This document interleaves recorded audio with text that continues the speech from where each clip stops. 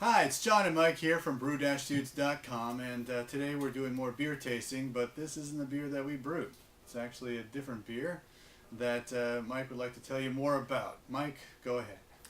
Today I thought that we might try this beer coming out of Boston Beer Company essentially, but it's the New Albion Brewing Company, New Albion Ale. It's a pale ale brewed a long time ago. I don't want to get to the whole story of what New Albion's all about and how it relates to Boston beer, but if you subscribe to BYO, in this issue, the Dark Lager issue, there's a nice story, the historical reference to Jack McAuliffe and his brewery, and how Jim Koch decided to bring this beer back into the forefront today as a special release.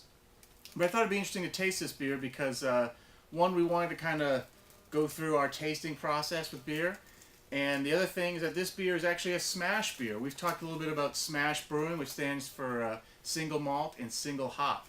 So, the basic premise behind that is that you're going to use one malt, usually just a base malt, obviously, and then one hop used for bittering, flavor, and aroma throughout the beer. It's a great way to experiment and get a feel for what does my base malt taste like, and then what does a specific hop I'm interested in taste like. And the more times you do a smash brew, the more you can kind of get a sense for how those ingredients play together and how different ingredients in different smash beers could maybe be brought together to do a single beer. So this beer is just plain American two-row malt, Okay.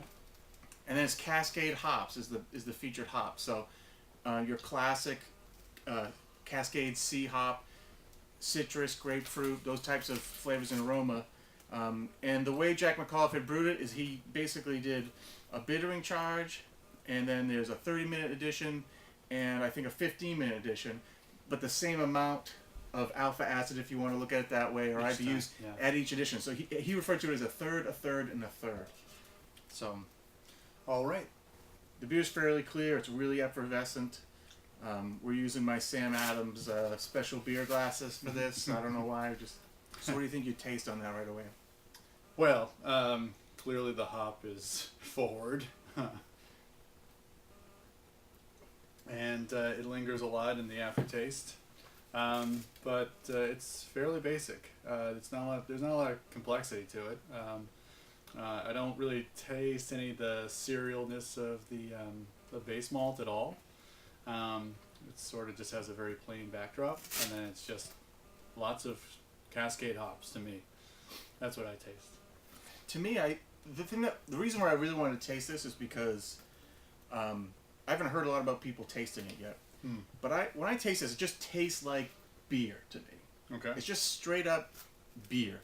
It's got a little bit more body, a little bit more life to it than say, like Budweiser or Coors, which is what most people were drinking back Sure. when this beer was first Sure. made.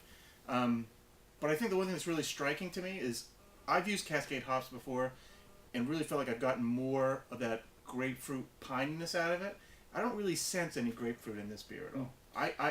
On my palate. I mean, I get the bitterness. There's a little bit of a resiny pininess to it, Yeah. but it's not strong or pronounced like you'd think Cascade would be. The citrusy nature of Cascade's not there. That's for sure. It's muted. It's more like the bitterness of it.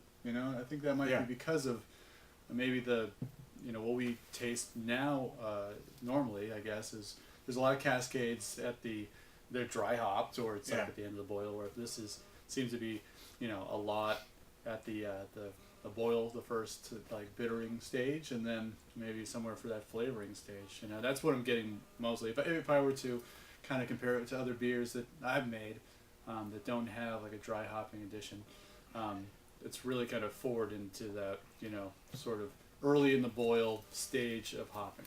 Yeah, there's really not a lot of hop aroma. It's more of a hop flavor, but borderline mostly bitterness type of thing. I like the beer. I think it's balanced. I think it's very drinkable. I could easily drink 3 of those on a hot day. I think it's great for that purpose. But if I was doing smash brewing and I made this, trying to understand what grapefruit Cascade is supposed to taste like, I think I'd be confused. I think I'd be Disappointed or something. Yeah. Cool. Well, that's our review of this particular beer. we're gonna muse on this for a couple of episodes. I think that Mike's gonna lead into his own Smash Brew experiment that's coming up fairly soon on the blog, and then we'll talk about other things. But you have to tune in next week. So until then, brew on. Brew on.